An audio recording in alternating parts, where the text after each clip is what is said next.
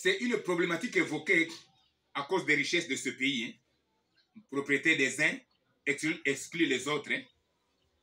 Donc voici les deux classes des hommes au Congo, notre patrie. Hein. Tout cela arrive parce qu'il y a deux classes des hommes. Un, c'est la classe des plus forts. Deux, c'est la classe des plus faibles.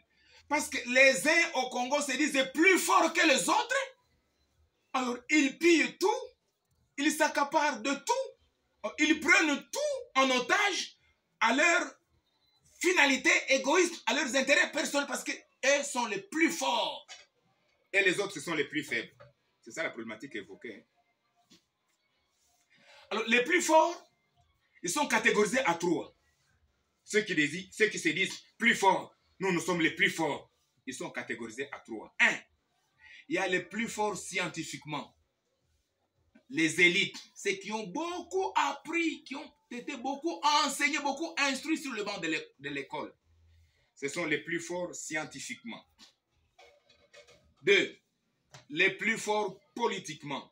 Ils savent comment jongler avec la politique, hein, qui est l'art de gérer une cité. Trois, les plus forts militairement. Et qui savent, donc les seigneurs de guerre, hein, ils savent recourir aux armes, ils savent comment tuer la population pour avoir le pouvoir. Hein. Et ça, c'est très grave avec la catégorie des plus forts. Les plus forts scientifiquement, les plus forts politiquement et les plus forts militairement. Voilà pourquoi les plus forts scientifiquement, les plus forts politiquement, les plus forts militairement, ils s'accaparent de tout. Parce que ce sont eux les plus forts, hein, scientifiquement. Eux sont intelligents plus que tous.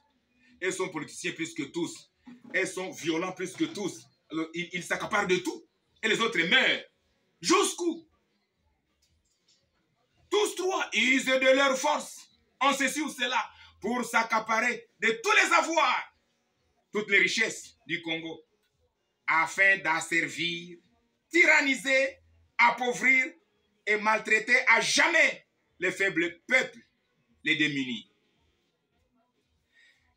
Les rébellions congolaises, les mouvements insurrectionnels enregistrés ci et là au pays, qui crient à cette injustice socio-économique des cupides, se disant plus forts au pays, ne peuvent jamais s'arrêter avant que la donne ne change radicalement.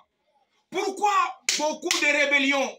Pourquoi beaucoup de mouvements insurrectionnels? Pourquoi beaucoup des insurgés? Pourquoi à l'Est, les Maïmaï sont là, les ADF sont là, les M23 sont là, mais tous ils se battent pour avoir quelque chose comme droit, parce qu'ils sont aussi les ayants droit des richesses de ce pays. Mais ils sont privés. Alors parce que les plus forts sont là, ils s'accaparent de tout.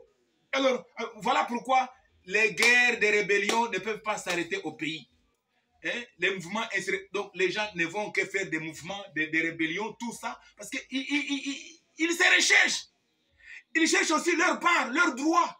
Ils n'en trouvent pas. C'est donc à cet exposé de motifs-là que la quatrième catégorie des plus forts s'ajoute de manière prodigieuse là en 2023 au Congo des promesses divines. Écoutez, vous, Nations Unies, parce qu'il y a trois catégories des plus forts. Hein. Je venais de vous citer les plus forts scientifiquement. Ceux qui ont trop appris, les intellectuels, les élites. Il y a les plus forts politiquement. Il faut la politique. Hein. Il y a les plus forts militairement, la violence militaire. Maintenant, au Congo, pareil à vous, Nations Unies, la quatrième catégorie des hommes les plus forts. Ce sont les plus forts bibliquement, spirituellement et prophétiquement.